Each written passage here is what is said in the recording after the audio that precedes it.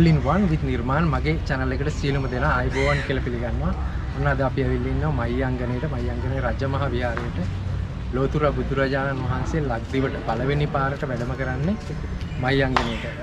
සොළොස්මස් ස්ථාන ගැන කතා කරොත් ඒ සොළොස්මස් ස්ථාන 16 එකතැනක් තමයි මෙන්න මේ මහියංගනයේ රජමහා විහාරය. අපි ගිහිල්ලා බලමු ඉස්සරහට.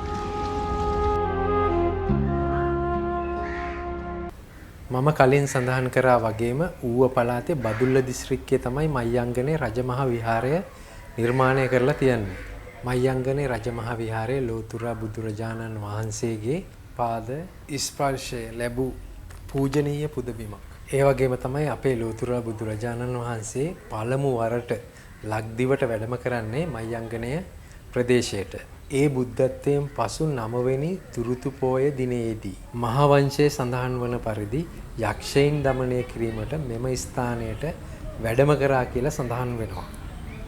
අපගේ ලෝතුර බුදුරජාණන් වහන්සේ යක්ෂයින්ට ධර්මයේ දේශනා කොට দমনය කොට යක්ෂයින් පළවා හැරිය කියලා සඳහන් වෙනවා.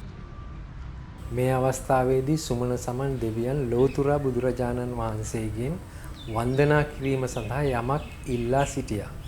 ඊට පසු ලෝතුර බුදුරජාණන් වහන්සේ හිස පිරිමැද කේශ ධාතුන් මිටක් ලබා දුන්න සුමන සමන් දෙවියන් හට. එය තැන්පත් කිරීම සඳහා ධර්මදේශනාව පැවැත් වූ ස්ථානයේ රියන් 7ක් උසති මැණික් චෛත්‍යයක් ඉදි කරා. එය තමයි අපේ රටේ ලංකාවේ නිර්මාණය කළ පළවෙනි චෛත්‍ය විදිහට ඉතිහාසයේ සඳහන් වෙන්නේ.